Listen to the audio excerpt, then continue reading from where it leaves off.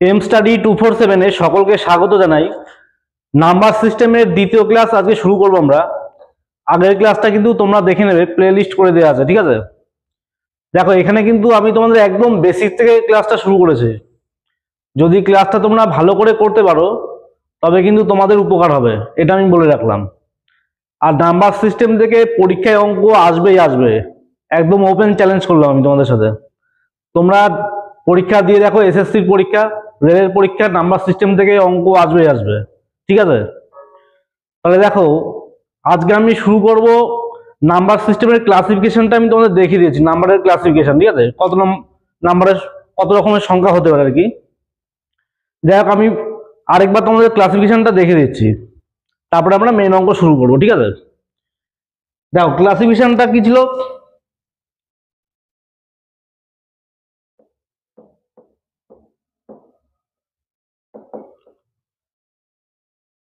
তাহলে একটা হচ্ছে রিয়েল নাম্বার,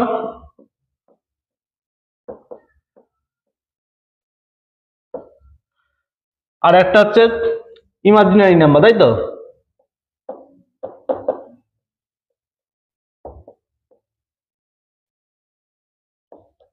দেখো ইমাজিনারি নাম্বার আমাদের দরকার নেই, এটা কিন্তু আসে না পরীক্ষায়, ঠিক আছে? তাহলে রিয়েল নাম্বারটা আমাদের জানতে হবে। রিয়েল নাম্বার একটা হচ্ছে কি, এটা বাস্তব সংখ্যা বলা হয়। রিয়েল নাম্বারকে বাংলায় বলে বাস্তব সংখ্যা, আগের দিন বলা হয়েছে। তাহলে এটা দুই রকমের হয়, একটা হচ্ছে ইন্টিজার,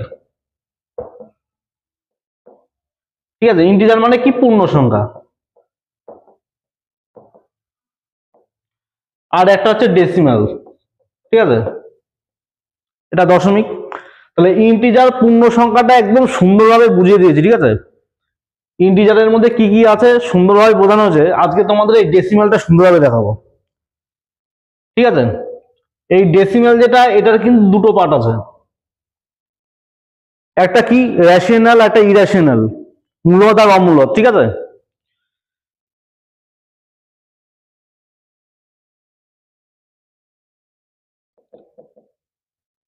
তাহলে রিপিটিং, রিপিটিং মানে দশমিকের পর একই সংখ্যা বারবার রিপিট করবে, ঠিক আছে?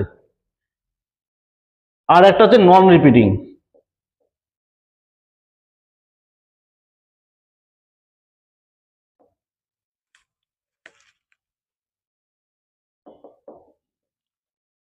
তাহলে রিপিটিং ব্যাপারটা কি, ধর আমি একটা এখানে লিখলাম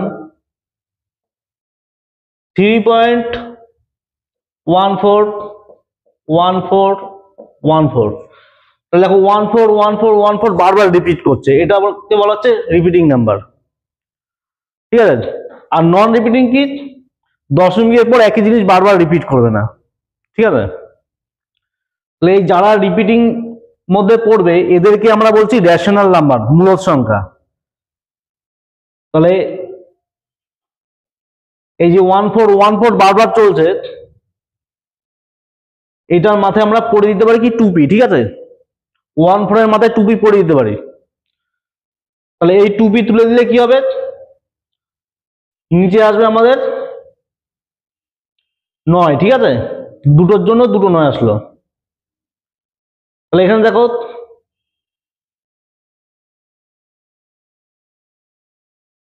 তাহলে যারা রিপিট করবে তাদের মাথায় বার দেওয়া যায়, আর বার তুলে দিলে কি আসে, নিচে 9 আসে। দুটো বারের জন্য দুটো 9। এটা কিন্তু আলাদা একটা চ্যাপ্টারই আছে ডেসিমাল বলে, সেখানে তোমাদের খুব সুন্দরভাবে শেখাবো। এখানে আপাতত একটা ওভারভিউ আমি তোমাদের দিয়ে দিচ্ছি। তাহলে এখানে যে সংখ্যাগুলো আসবে রিপিটিং এর মধ্যে, এদেরকে আমরা পি বাই কিউ আকারে লিখতে পারি, পি বাই কিউ আকারে। কিউ কখনো শূন্য হবে না, ঠিক আছে? কিউ কে আমরা শূন্য করতে পারবো না। তাহলে পি বাই কিউ আকারে যাদেরকে লেখা যায় তাদেরকে আমরা বলি মূলদ সংখ্যা, রেশনাল নাম্বার, ঠিক আছে? তাহলে এই রিপিটিং যারা, তারাই কিন্তু মূলদ সংখ্যা হয়ে যাচ্ছে। আর নন রিপিটিং কোনগুলো, যেগুলো নন পারফেক্ট স্কয়ার রুট, ঠিক আছে? রুটের থেকে আমরা বাইরে বের করতে পারবো না। যেমন দেখো এই যে √3, √5, √7, এদেরকে কিন্তু আমরা রুট থেকে বের করলে রিপিটিং হবে না, ঠিক আছে? তার জন্য এরা হয়ে যাচ্ছে কি, নন রিপিটিং, অম্লদ সংখ্যা। তাহলে বোঝা গেল? তাহলে যেটাই রিপিটিং করবে সেটাই হয়ে যাবে মূলদ সংখ্যা, রেশনাল নাম্বার। আর যেটা রিপিট করবে না সেটা হচ্ছে অমূলদ সংখ্যা, নন রিপিটিং। ঠিক আছে, তাহলে এবার দেখো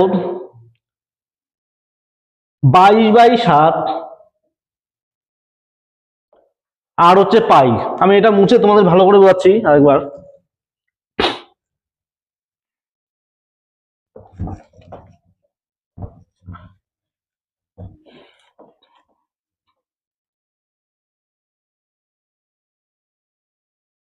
তাহলে ডেসিমালের মধ্যে কি পড়বে, একটা হচ্ছে রিপিটিং, ঠিক আছে।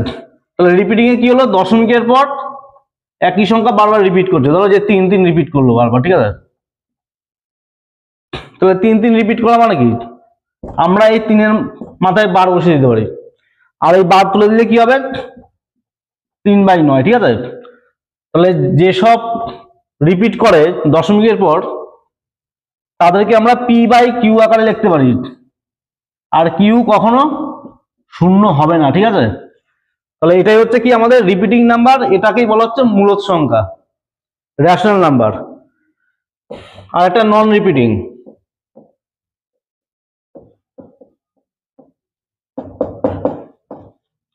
তাহলে এটা কি বলা হচ্ছে ইরেশনাল, অমূলদ সংখ্যা, ঠিক আছে। তাহলে এটা কি দশমিকের পর বারবার রিপিট করবে না, যেমন নন পারফেক্ট স্কয়ার রুট, ঠিক আছে। তাহলে এখানে তোমরা বলো 22/7 এটা কি হবে, রিপিটিং না নন রিপিটিং, এটা মূলদ না অমূলদ হবে 22/7? তাহলে দেখো 22/7 কে p/q আকারে কিন্তু লেখা যাচ্ছে, ঠিক আছে। 22/7 কে আমরা p/q আকারে লিখতে পাচ্ছি, তাহলে এটা কিন্তু হয়ে যাবে কি আমাদের মূলদ সংখ্যা, ঠিক আছে। 22/7 হচ্ছে মূলদ সংখ্যা। তাহলে পাই কি হবে, পায়ের মান তো 22/7, পাই কি মূলদ সংখ্যা হবে না অমূলদ হবে, এটা কিন্তু পরীক্ষায় আসে, বেশিরভাগ স্টুডেন্ট ভুল করে দিয়ে আসে যে পায়ের মান তো 22/7, তাহলে p/q আকারে লেখা যাচ্ছে, তাহলে পাই হবে আমার মূলদ সংখ্যা। তাহলে এই ভুলটা কিন্তু তোমাদের করলে হবে না, পায়ের যে অরিজিনাল মানটা সেটা কিন্তু 22/7 নয়, এটা আমরা অঙ্ক করার সুবিধার জন্য 22/7 করে নিই। এই 22/7টা কিন্তু রিপিট করে, ভাগ করে রিপিট করবে, ঠিক আছে। এই 14/8 = 57, এটা কিন্তু বারবার রিপিট হবে, 14/8 = 57, 22/7 করলে কিন্তু রিপিট করছে, এই 14/8 কিন্তু বারবার রিপিট করবে, তার জন্য এটা কি হচ্ছে মূলদ সংখ্যা হয়ে যাচ্ছে। কিন্তু পাই হবে কি অমূলদ সংখ্যা, কারণ এই 3.14 পায়ের অরিজিনাল মানটা হচ্ছে 3.14 এরকম, ঠিক আছে। এটা কিন্তু আমাদের রিপিট করছে না, বুঝতে পারলে। তাহলে পাই হয়ে যাবে কি আমাদের অমূলদ সংখ্যা, আর 22/7 হবে মূলদ সংখ্যা, মনে থাকে যেন সবার। তাহলে পাই হচ্ছে কি অমূলদ সংখ্যা,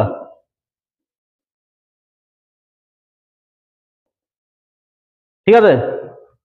তাহলে মোটামুটি বোঝা গেল মূলদ আর অমূলদ। এটা তোমাদের আরো ভালো করে বোঝানো হবে যখন আমি দশমিক ভগ্নাংশ চ্যাপ্টারটা বোঝাবো। এখন আপাতত তোমাদের ওভারভিউ আমি দিলাম, এবার নাম্বার সিস্টেমের কিছু বেসিক অঙ্ক আমি করাবো তোমাদের প্রথম, তারপর আস্তে আস্তে লেভেল বাড়ানো হবে, ঠিক আছে।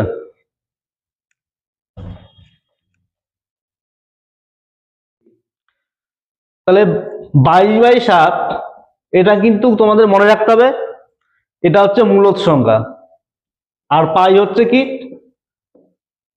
অমূলদ সংখ্যা।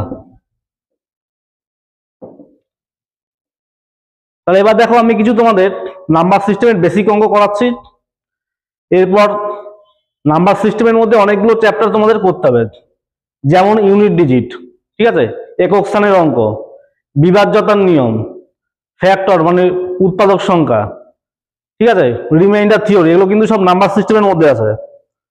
তাই এখন আমি একদম বেসিক গুলো করে দিচ্ছি আজকে, এর পরের দিন আমরা শুরু করবো ইউনিট ডিজিট নাম্বার সিস্টেমে, ঠিক আছে। তাহলে দেখো আজকে প্রথম অঙ্কটা বলা হচ্ছে একটা সংখ্যা দেওয়া আছে, এই সংখ্যাটাতে 9-এর সংখ্যাটা লিখে দিই আমি।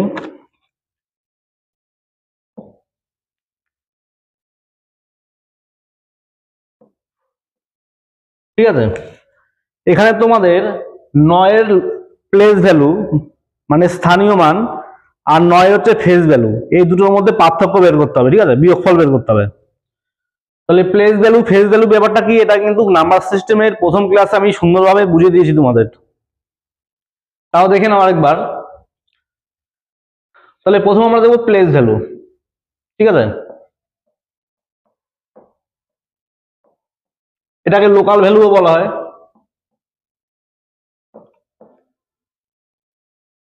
ঠিক আছে, তাহলে প্লেস ভ্যালু 9 আমাদের বের করতে হবে। তাহলে আমরা কি করব, 9 নিয়ে নেব।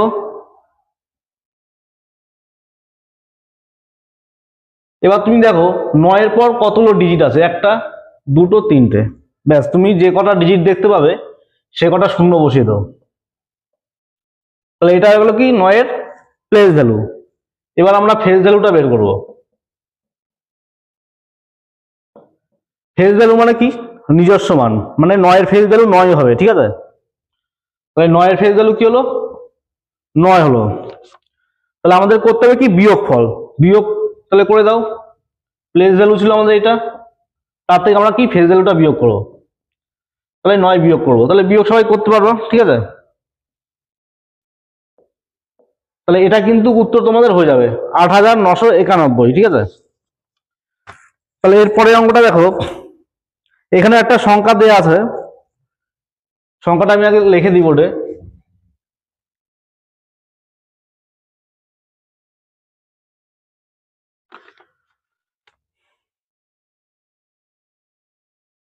এইট 337 49502। এইখানে বলা হচ্ছে 4 এবং 2-এর প্লেস ভ্যালুর পার্থক্য কত। এই সংখ্যাটাতে 4 এবং 2-এর প্লেস ভ্যালুর পার্থক্য।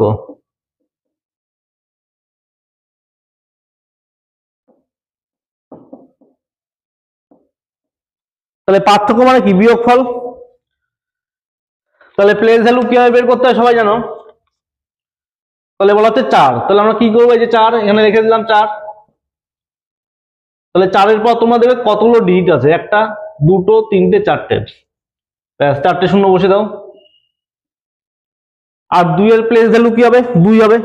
একক স্থানে যখন থাকে প্লেস ভ্যালু ফেজ ভ্যালু দুটোর সমান হয়। ঠিক আছে, তাহলে 2-এর প্লেস ভ্যালু কি হবে, এখানে 2 হবে। তাহলে এর থেকে তোমরা কি করবে, 2 বাদ দিয়ে দেবে। ঠিক আছে, তাহলে বিয়োগফলটা তোমরা করে নিতে পারবে, একদম সহজ। পরের অঙ্কে তোমাদের বলা হচ্ছে 4টে অপশন দেওয়া আছে, এখান থেকে তোমাদের বলতে হবে কোনটা যৌগিক সংখ্যা। তাহলে শেখানো হয়েছে প্রথম ক্লাসে মৌলিক আর যৌগিক ব্যাপারটা। তাহলে অপশনগুলো আমি দিয়ে দিই।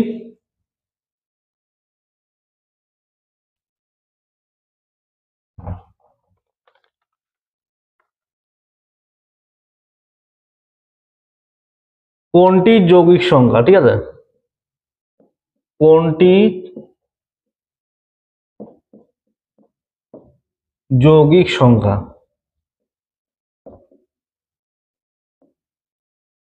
ঠিক আছে, তাহলে এখানে অপশন দেওয়া আছে 51,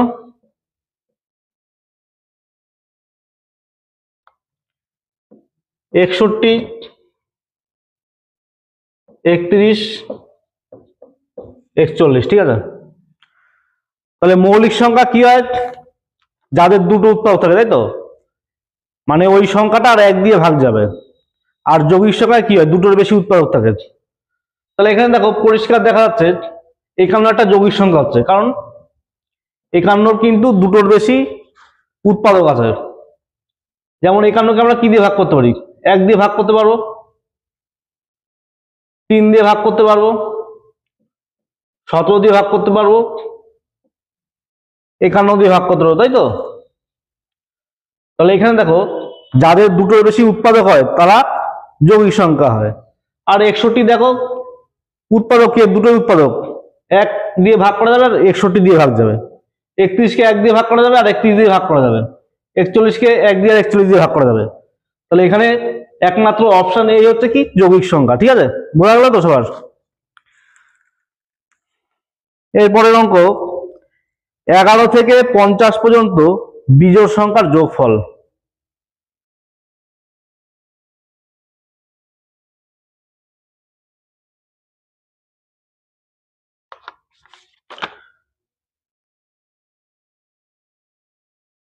এগারো থেকে 50 পর্যন্ত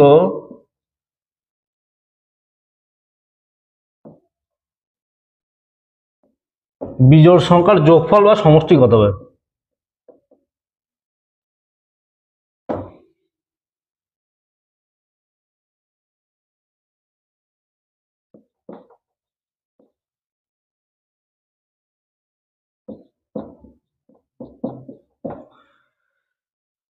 তাহলে বিজোড় সংখ্যার সমষ্টি কিভাবে বের করা হয় জানো? এন স্কোয়ার, তাই তো? এন মানে এখানে 1 থেকে 50 পর্যন্ত কতগুলো পদ আছে সেটা হচ্ছে এন। তাহলে এখানে দেখো আমাদের কিন্তু দেওয়া আছে 11 থেকে 50 পর্যন্ত। তাহলে 1 থেকে 50 পর্যন্ত কটা বিজোড় সংখ্যা আছে? অর্ধেক জোড় অর্ধেক বিজোড় থাকে। তাহলে 1 থেকে যদি আমি 50 পর্যন্ত কাউন্ট করি তাহলে আমাদের এখানে 25টা জোড় আর 25টা বিজোড় সংখ্যা পাবো। ঠিক আছে, তাহলে কিন্তু আমাদের দেখো 1 থেকে দেওয়া নেই, আমাদের 11 থেকে দেওয়া আছে। তাহলে আমরা প্রথমে কি করব, 50 পর্যন্ত বিজোড় সংখ্যার সমষ্টি বের করে নিলাম। বিজোড় সংখ্যার সমষ্টির সূত্র আগের দিন সুন্দরভাবে বোঝানো হয়েছে। তাহলে এটা আসবে কি এন স্কোয়ার। বিজোড় সংখ্যার সমষ্টির সূত্র এন স্কোয়ার, এন মানে যতগুলো পদ। তাহলে 1 থেকে 50 পর্যন্ত 25টা পদ আছে, তাহলে আমরা করে দেবো কি 25 স্কোয়ার। তাহলে হয়ে গেল কত? 625।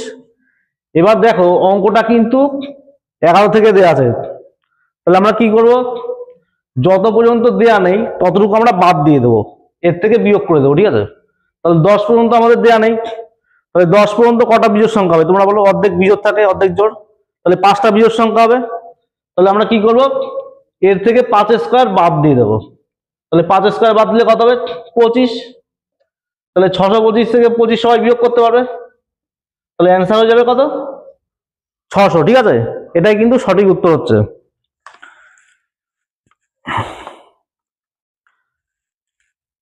এবার পরের অঙ্ক বলা হচ্ছে 83 থেকে ছোট বিজোড় সংখ্যার যোগফল কত হবে? 83 থেকে ছোট যত সংখ্যা আছে বিজোড় সংখ্যা তাদের যোগফলটা কত হবে? ঠিক আছে, আমি প্রশ্নটা লিখে দিই বোর্ডে।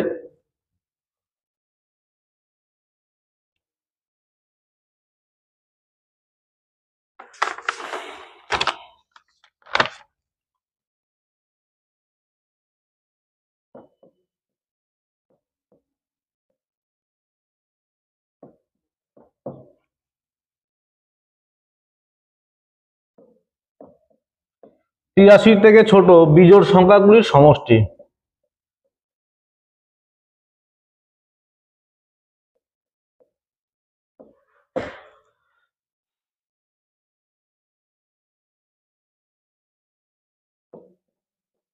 ঠিক আছে, সমষ্টি কত হবে?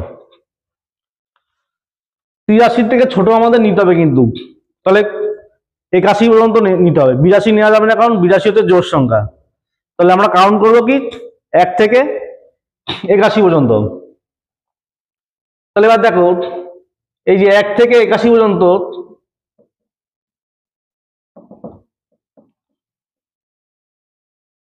এক থেকে 81 পর্যন্ত কতগুলো বিজোড় সংখ্যা আছে এখানে? কারণ বিজোড় সংখ্যার সমষ্টি সূত্র কি জানি আমরা? এন স্কোয়ার, তাই তো? বিজোড় সংখ্যার সমষ্টি সূত্র এন স্কোয়ার। তাহলে এখানে এন কি? এন হচ্ছে যতগুলো আমাদের বিজোড় সংখ্যা থাকবে, পদ সংখ্যা। ঠিক আছে, তাহলে এখানে আমরা কতগুলো বিজোড় সংখ্যা দুই রকম সিস্টেম বের করতে পারি। প্রথমে তোমরা 80 পর্যন্ত চেক করে নাও, আমি 81 বাদ দিয়ে দিলাম। তাহলে 80-র মধ্যে কি থাকবে? 40টা জোড় আর 40টা বিজোড়, তাই তো? 80 পর্যন্ত 40টা জোড় 40টা বিজোড় সংখ্যা। তাহলে 81 যদি আমি কাউন্ট করে দিই তাহলে আমাদের বিজোড় সংখ্যা হয়ে যাচ্ছে কটা? 41টা। তাহলে এন এর মানটা কি পেলাম আমরা? 41। বুঝতে পারলে তো? আমি 1 থেকে 80 পর্যন্ত নিলাম, 80-র মধ্যে 40 জোড় 40 বিজোড়, তাহলে এবার 81 কাউন্ট করলে আরেকটা হয়ে যাচ্ছে বিজোড় সংখ্যা, তাহলে 40 আর 1 যোগ করলে কত হয় 41, তাহলে 41টা কিন্তু বিজোড় সংখ্যা আছে এখানে, তাহলে আমাদের করতে হবে কি n স্কয়ার, মানে 41 এর স্কয়ার করতে হবে, তাহলে আমরা কি সমষ্টিটা পেয়ে যাবো 41 এর স্কয়ার। এবার স্কয়ার তো সবাই জানো কিভাবে করতে হয়, না জানলে আমি দেখিয়ে দিচ্ছি। তাহলে তোমরা কি করবে, এই 1 স্কয়ার করবে, তাহলে 1 স্কয়ার লিখবে কি 0 1, ঠিক আছে, 1 স্কয়ার 0 1, আর 4 স্কয়ার কত লিখবে 16। এবার গুণ করো, 4 এর সঙ্গে 1 গুণ করো, 4 গুণ 1 4, আর এর সঙ্গে আবার 2 গুণ করে দেবে, মানে এই 4 এর সাথে 2 গুণ করবে, তাহলে কত হচ্ছে 8। ব্যাস, এদিক থেকে একটা ঘর ছেড়ে দেবে, ডান দিক থেকে একটা ঘর ছেড়ে দিয়ে এখানে 8 লিখে দেবে। এবার করে দাও যোগ, ঠিক আছে, তাহলে যোগ করলে কি হবে, 1 এর জায়গায় 1 বসে যাবে, 8 16, ঠিক আছে, তাহলে এটা হচ্ছে কত 1681 উত্তর। বোঝা গেল? না বুঝলে কমেন্ট করে বলবে, ঠিক আছে। এবার পরের প্রশ্ন, প্রথম 24টি জোড় সংখ্যার যোগফল কত? তাহলে বিজোড় সংখ্যা আমাদের হয়ে গেল, এবার জোড় সংখ্যা দেখবো। দেখো এখানে কিন্তু এই n এর মানটা আরো অনেক রকম ভাবে বের করা যায়। দেখো তোমাদের একটা সূত্র আমি বলে দিই, n এর মান তোমরা কিভাবে বের করবে, l minus a by difference plus 1, এই ফর্মুলাটা তোমরা মনে রাখতে পারো। তাহলে l হচ্ছে আমাদের এখানে কি শেষ পদ, তাহলে দেখো শেষ আমাদের কি দেওয়া ছিল এখানে, আমি একটু মুছে দিলাম এখান থেকে, তাহলে শেষ আমাদের কে ছিল এখানে, বিজোড় সংখ্যা 81, তাহলে আমরা l এর জায়গায় লিখে দিলাম কি 81, আর প্রথম বিজোড় সংখ্যা কোনটা আমাদের 1, তাহলে 1, নিচে লিখবো ডিফারেন্স, ডিফারেন্স মানে প্রত্যেকটার মধ্যে ডিফারেন্স দেখো সবার মধ্যে 2 করে ডিফারেন্স, তাহলে এই লিখে দিলাম 2 প্লাস 1, তাহলে 81 থেকে 1 বিয়োগ করলে কত হয় 80, 80 কে 2 দিয়ে ভাগ করলে কত 40, 40 আর 1 41, তাহলে এইভাবে তোমরা n এর মানটা বের করতে পারো, ঠিক আছে, যদি হাতে সময় থাকে। তাহলে আমরা পরের অঙ্কটা শুরু করি। প্রথম 24টি জোড় সংখ্যার যোগফল কত হবে?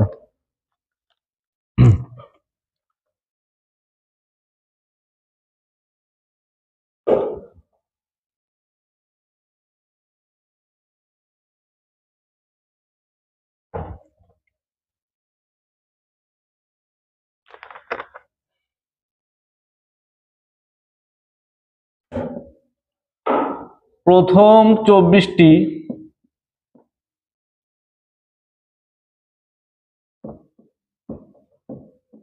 জোড় সংখ্যার সমষ্টি কত?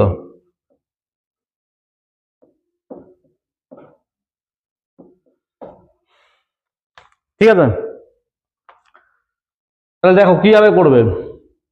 তাহলে জোড় সংখ্যার সমষ্টি সূত্র কিন্তু আগের দিন দেখানো হয়েছে সুন্দরভাবে, n ইন্টু n প্লাস 1, জোড় সংখ্যার সমষ্টি নির্ণয় করা হয় n ইন্টু n প্লাস 1 এই ফর্মুলা দিয়ে। তাহলে এখানে n হচ্ছে যতগুলো পদ, এখানে দেখো ডাইরেক্ট একবারে বলেই দেওয়া আছে প্রথম 24টা, মানে n এর মান আমাদের এখানে বলেই দেওয়া আছে। তাহলে আমরা কি করব, n এর জায়গায় 24 বসিয়ে দেবো, ঠিক আছে, n প্লাস 1, তাহলে 24 প্লাস 1 করলে কত হচ্ছে 25, তাহলে 24 আর 25 এর গুণফল সবাই বের করে নিতে পারবে, তাই তো। তাহলে এখানে হয়ে গেল কত 600। এবার দেখো এই অঙ্কটাই কিন্তু তোমাদের এইভাবে থাকতে পারে, আমি বলে দিচ্ছি 1 থেকে 24 পর্যন্ত জোড় সংখ্যার সমষ্টি, 1 থেকে 24 পর্যন্ত, এখানে ডাইরেক্ট একবারে বলে দিয়েছিল প্রথম 24টা, তাই আমি ডাইরেক্ট সূত্রের মধ্যে বসে দিলাম। তাহলে এই অঙ্কটা যদি এইভাবে থাকতো যে 1 থেকে 24 পর্যন্ত জোড় সংখ্যার সমষ্টি কত হবে, তাহলে উত্তর কত তো।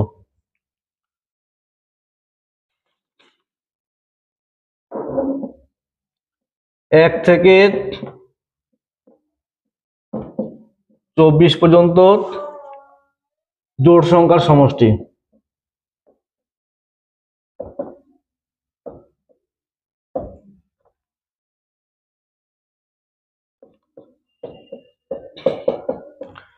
তখন কিন্তু অ্যান্সারটা 600 হতো না, ওইটাই দেওয়া ছিল প্রথম 24টি, মানে বলে দেওয়া ছিল n এর মান, আর এখানে 1 থেকে 24 পর্যন্ত। তাহলে বলো 24 পর্যন্ত কি সবকটা কি জোড় সংখ্যা হয়, সবকটা জোড় সংখ্যা না, অর্ধেক জোড় থাকবে, অর্ধেক বিজোড় থাকবে। তাহলে 12টা এখানে বিজোড়, 12টা জোড়। তাহলে আমরা এন এর মানটা এখানে কি করব, 12 নেব, ঠিক আছে। তাহলে এবার তোমরা কি করবে, এবার তোমরা সূত্রে ফেলে দিতে পারো n ইন্টু n প্লাস 1, ঠিক আছে। তাহলে n এর জায়গায় 12 বসিয়ে দাও, আর 12 প্লাস 1 13। তাহলে 12 আর 13 সবাই গুণ করে নিতে পারবে, কোনো অসুবিধা নেই। তাহলে বোঝা যাচ্ছে তো। তাহলে এরকম কিন্তু দেওয়া থাকতে পারে যে প্রথম 30টা বিজোড় সংখ্যার সমষ্টি কত, তখন তোমরা কি করবে, ডাইরেক্ট একবারে করে দেবে n স্কয়ার মানে 30 স্কয়ার, ঠিক আছে। প্রথম 30টা বিজোড় সংখ্যার সমষ্টি কত, প্রথম 30টি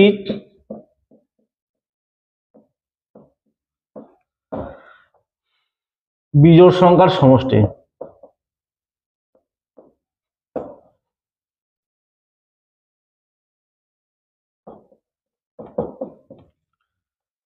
তাহলে বিজোড় সংখ্যার সমষ্টি হচ্ছে n স্কয়ার। এখানে প্রথম 30টা মানে n এর মান বলে দেওয়া আছে 30।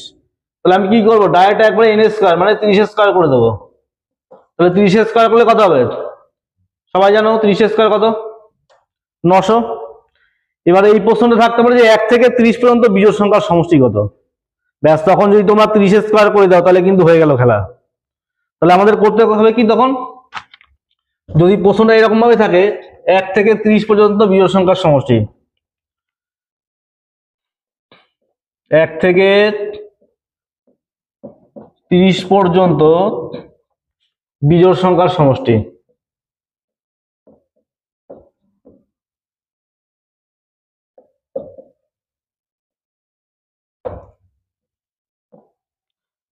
সমষ্টি মানে জানো যোগফল।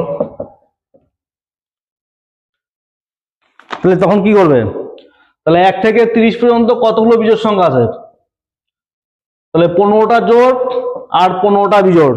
তাহলে এখানে আমরা করবো কি 15 স্কয়ার, ঠিক আছে। তাহলে এখানে আমাদের করতে হবে 15 স্কয়ার, মানে এক্ষেত্রে উত্তরটা হয়ে যাবে কি 225। বুঝতে পারলে তো, ভাষা চেঞ্জ হলে অঙ্কের উত্তর কিন্তু চেঞ্জ হয়ে যাচ্ছে।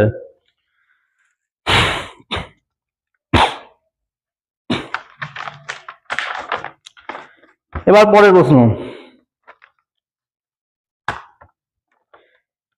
11 থেকে 30 পর্যন্ত জোড় সংখ্যার যোগফল কত হবে।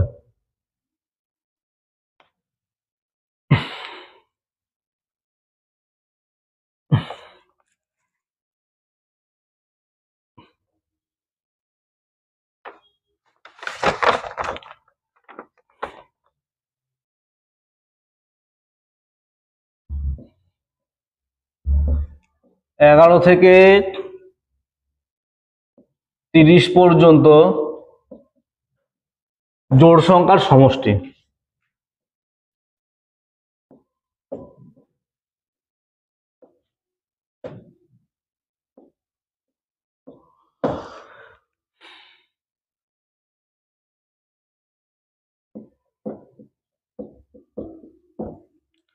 তাহলে জোড় সংখ্যার সমষ্টি সূত্র সবাই জানো n ইন্টু n প্লাস 1। তাহলে যদি বলে তো প্রথম 30 পর্যন্ত, তাহলে আমি n এর জায়গায় 30 বসিয়ে দিতে পারতাম, কিন্তু এখানে 11 থেকে 30 পর্যন্ত। তাহলে সবাই জানো যে 30 পর্যন্ত 15টা জোড় সংখ্যা আছে। তাহলে জোড় সংখ্যার সমষ্টি সূত্র কি, n ইন্টু n প্লাস 1। তাহলে আমি এখানে বসিয়ে দেবো কত, n এর জায়গায় 15। তাহলে 15 প্লাস 1 16। এবার তুমি দেখো, এটা যদি 1 থেকে দেয়া থাকতো তাহলে কিন্তু আমাদের সুবিধা হতো, কিন্তু এটা আমাদের 1 থেকে দেয়া নেই, 11 থেকে দেয়া আছে। তাহলে 1 থেকে 10 পর্যন্ত যতগুলো জোড় সংখ্যা আছে তাদের সমষ্টি কিন্তু আমার এখানে বাদ দিতে হবে, নয় কিন্তু উত্তর ভুল হয়ে যাবে। তাহলে 1 থেকে 30 পর্যন্ত কাউন্ট করলে আমাদের অ্যান্সারটা আসতো এখানে, এটা 15 ইন্টু 16। তাহলে এর থেকে আমরা কি করব, 1 থেকে 10 পর্যন্ত যতগুলো জোড় সংখ্যা আছে সেটা বাদ দেবো। তাহলে 1 থেকে 10 পর্যন্ত কটা জোড় সংখ্যা আছে, 5টা। তাহলে আমাদের এখানে কি করতে হবে, 5 ইন্টু 6, এই জেনের মান 5, 5 প্লাস 1 6, ঠিক আছে। তাহলে তোমাদের এটার থেকে এটা বাদ দিতে হবে। তাহলে 15 ইন্টু 16 সবাই গুণ করতে পারবে, তাই তো। 15 ইন্টু 16, ব্যাস, এর থেকে আমাদের বাদ দিতে হবে কি 5 ইন্টু 6। তাহলে বিয়োগফলটা সবাই করে নিতে পারবে এখানে। তাহলে বিয়োগ করলে কত হবে দেখো, গুণ করে নাও সবাই, ঠিক আছে, গুণ করে করে নিও, আমি পরে অঙ্কটা করাচ্ছি।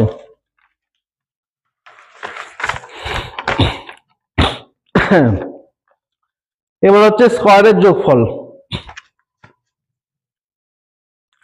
2 square 4 square dot dot dot 20 square পর্যন্ত।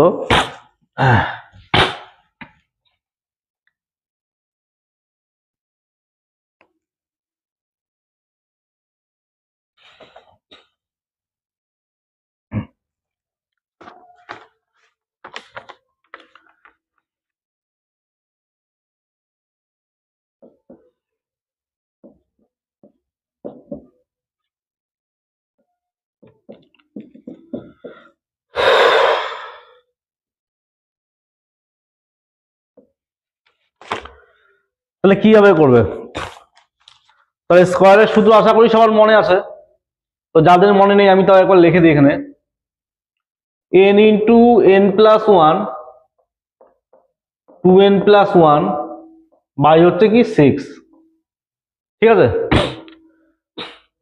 তাহলে এখানে দেখো এই সূত্রে ফেলানোর জন্য আমাদের দরকার 1 স্কোয়ার থেকে শুরু হতে হবে, কিন্তু আমাদের অঙ্ক এখানে শুরু হচ্ছে 2 স্কোয়ার থেকে, তাহলে কিন্তু ডাইরেক্ট আমি সূত্রে এখন ফেলতে পারছি না, আমার এখানে একটুখানি কায়দা করতে হবে, আমার 1 থেকে শুরু করতে হবে। তাহলে এখান থেকে দেখো 2 কিন্তু সবার মাঝে আছে, ঠিক আছে, ব্যাপারটা আমি ভালো করে বোঝাচ্ছি। তাহলে 2 স্কোয়ার মানে আমি কি লিখতে পারি, 2 গুণ 1 তার স্কোয়ার, 4 মানে কি লেখা যায় 2 গুণ 2, 6 মানে 2 গুণ 3, তাহলে 20 মানে আমরা কি লিখতে পারি 2 গুণ 10।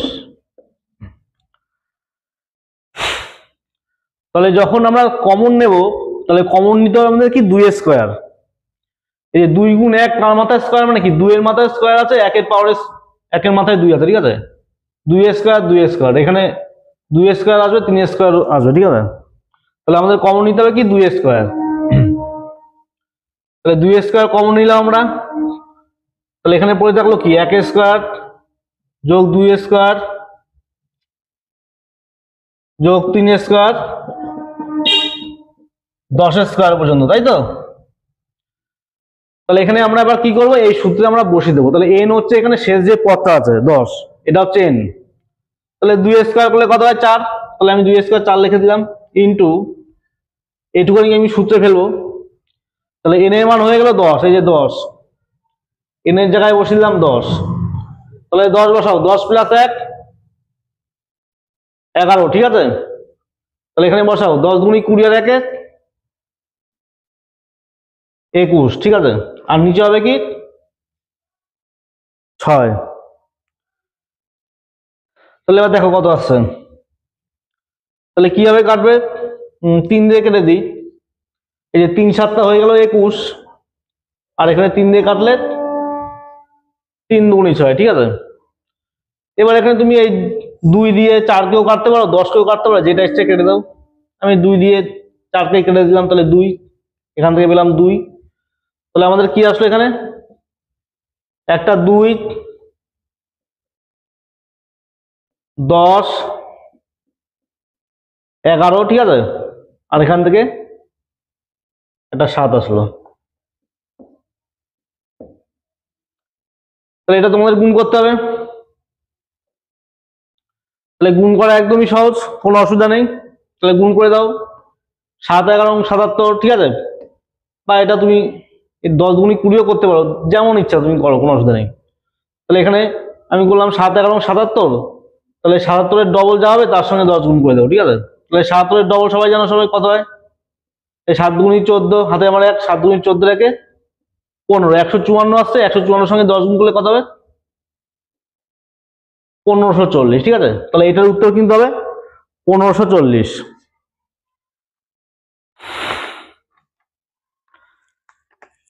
তাহলে একটা কিউবের অঙ্ক করাবো,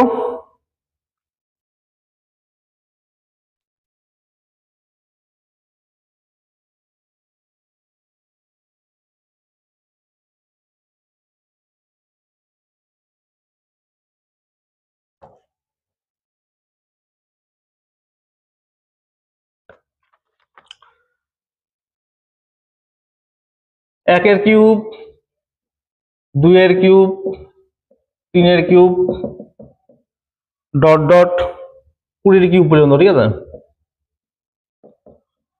এই যোগফলটা কত হবে? তাহলে এখানে তোমাদের সূত্র জানতে হবে, কিউবের সূত্র। আশা করি আগের দিন যারা ক্লাস করেছে তারা সবাই জানো, আর যারা ক্লাস করেনি তো আমি একবার লিখে দিচ্ছি এখানে সূত্রটা। তাহলে কিউবের ক্ষেত্রে সূত্রটা হচ্ছে কি, n into n plus 1 by 2 পুরোটা স্কোয়ার, ঠিক আছে? তাহলে এখানে n কোনটা, 20n হয়ে গেল। তাহলে আমরা n এর জায়গায় 20 বসিয়ে দেবো, 20 n প্লাস 1, তার মানে কি হচ্ছে 20 প্লাস 1 21, নিচে হচ্ছে 2 পুরোটা স্কোয়ার। তাহলে 2 দিয়ে কেটে দাও 20 কে, তাহলে হয়ে গেল কত, 10, 10 21 কত, 210। তাহলে 210 স্কোয়ার করতে হবে, তাহলে 210 স্কোয়ার করা একদমই সহজ, তোমরা করবে কি 21 স্কোয়ার। তাহলে 21 স্কোয়ার কত হয়, 441। আর এই শূন্যর স্কোয়ার করে দেবে, একটা জন্য দুটো শূন্য হয়ে যাবে, ঠিক আছে? তাহলে এটার উত্তর হয়ে গেল এইটা, ঠিক আছে? এবার পরের অঙ্কটা দেখো, কোনটি মৌলিক সংখ্যা? দেখো এখানে অপশনগুলো দেওয়া আছে, এখান থেকে তোমার বলতে হবে কোনটি মৌলিক সংখ্যা। এখানে আমরা অপশন টেস্টের মাধ্যমে করব। দেখো অপশন এ প্রথমে আমি নিলাম, এই যে 161 কাছাকাছি এমন একটা সংখ্যা যেটা কারো স্কয়ার হয়, ঠিক আছে? যেমন 161 কাছাকাছি কি আছে, 13 স্কয়ার, ঠিক আছে? তাহলে এই 13 থেকে ছোট যে মৌলিক সংখ্যাগুলো সেগুলো কি কি হয়? 13 থেকে ছোট 11, 7, 5, 3, 2।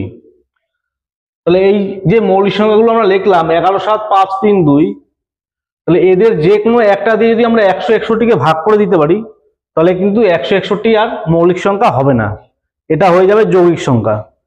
তাহলে আমরা চেক করে দেখি। দেখো প্রথম 2 দিয়ে চেক করলাম, 2 দিয়ে ভাগ করা যাচ্ছে না, 3 দিয়ে ভাগ করা যাচ্ছে না, আর দেখো এখানে 7 দিয়ে কিন্তু ভাগ করা যাচ্ছে। দেখো 7 দুগুণী 14, ঠিক আছে? তাহলে থাকলো কত, 2 21, 3 7 21।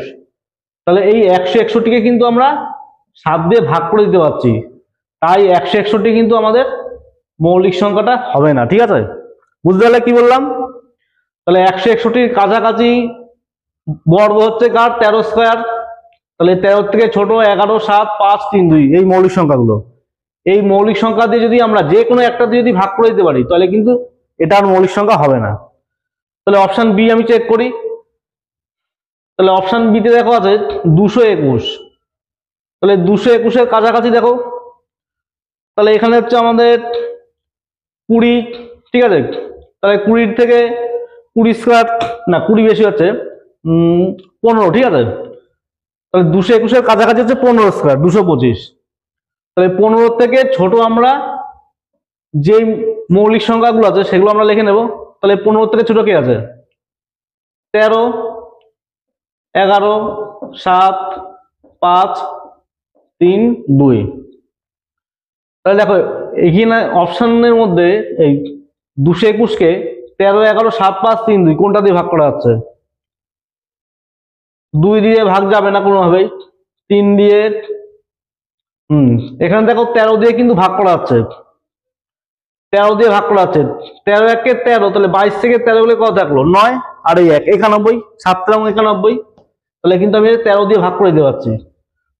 তাহলে ভাগ করা গেলে কি হবে, সেটা আর মৌলিক সংখ্যা হবে না, তাহলে 221 কিন্তু মৌলিক সংখ্যা হচ্ছে না।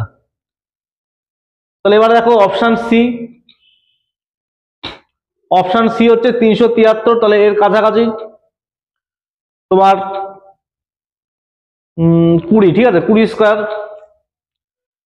তাহলে এখানে দেখো 20 থেকে কম মৌলিক সংখ্যাগুলো তোমার আছে, এটা হচ্ছে 373 অপশন সি তে। তাহলে এখান থেকে নিলাম 19, ঠিক আছে? 373 এর কাছাকাছি কি 20 স্কয়ার 400 হয়, তাহলে 20 থেকে ছোট কি আছে, 19, ঠিক আছে? 19, তারপরে তোমার 17, 13,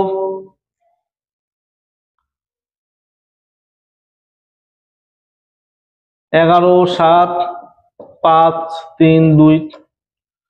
তাহলে এখানে দেখো কোনটা দিয়ে ভাগ করা যাচ্ছে বা ভাগ করা যাচ্ছে না কোনটা দিয়ে। তাহলে দেখো এখানে কিন্তু না, এখানে কিন্তু ভাগ করা যাচ্ছে না, ঠিক আছে। এখানে কোনো সংখ্যা দিয়ে আমি এই যে মৌলিক সংখ্যাগুলো 20 থেকে ছোট সেগুলো কিন্তু একটা দিয়ে ভাগ করা যাচ্ছে না। তাহলে কিন্তু উত্তরটা 373ই হয়ে যাচ্ছে, ঠিক আছে। অপশন সি হবে সঠিক উত্তর। 437 তোমরা চেক করতে পারো, আর দরকার নেই, তাও আমি চেক করে দেখাচ্ছি তোমাদের। তাহলে 437 মানে এখানে আছে তোমার 21 স্কোয়ারের কাছাকাছি 437, ঠিক আছে। অপশন ডি যেটা 437টা আছে তোমার 21 স্কোয়ারের কাছাকাছি। তাহলে 21 স্কোয়ারের কাছাকাছি তোমার হচ্ছে, তাহলে কম হচ্ছে কেউ, এটাই হবে 19, 17, এটাই, ঠিক আছে। তাহলে এখানে দেখো 19, 19, 19 গুণি 38, হ্যাঁ 19 দিয়ে দেখো ভাগ করা যাচ্ছে। 437কে কিন্তু 19 দিয়ে ভাগ করা যাচ্ছে। তাহলে একমাত্র অপশন সি তে কিন্তু ভাগ করা যাচ্ছে না, বুঝতে পারলে তো। তাহলে কিন্তু অপশন সি হয়ে যাবে সঠিক উত্তর। এর পরের অঙ্কটা দেখো, দেখাবো তোমাদের মূলদ সংখ্যা, ঠিক আছে। মূলদ সংখ্যা থেকে একটা দিই। তাহলে মূলদ সংখ্যা এরকম তোমাদের অপশন দেওয়া থাকবে যে কোনটা মূলদ বা কোনটা মূলদ নয়, কোনটা অমূলদ সংখ্যা।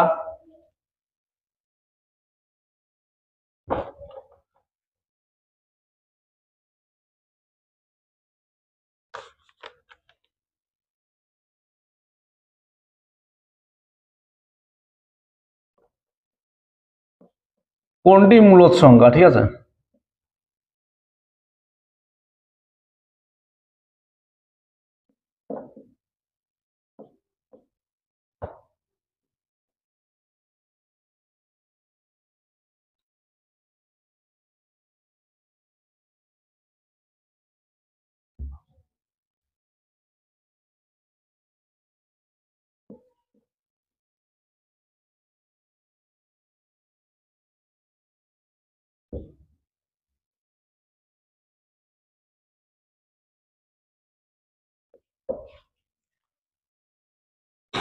তাহলে কোনটা মূলদ সংখ্যা, তাহলে মূলদ সংখ্যা কোনগুলো যাদেরকে আমরা পি বাই কিউ আকারে লিখতে পারবো।